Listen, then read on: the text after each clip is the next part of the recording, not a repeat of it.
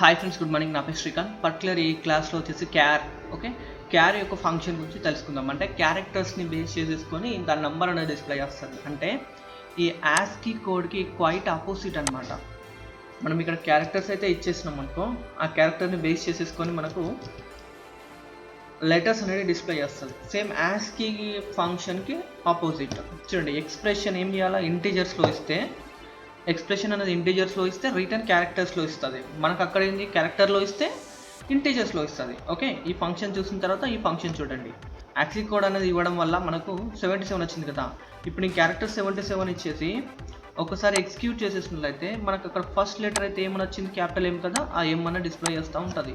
ఇలా మీరు ఇక్కడ ఏ లెటర్ అయినా ఇచ్చినా కానీ ఆ లెటర్కి రిలేటెడ్గా మనకు వాళ్ళ యొక్క లెటర్ అనేది మనకు అవుట్పుట్ ఇవ్వడం జరుగుతూ ఉంటుంది.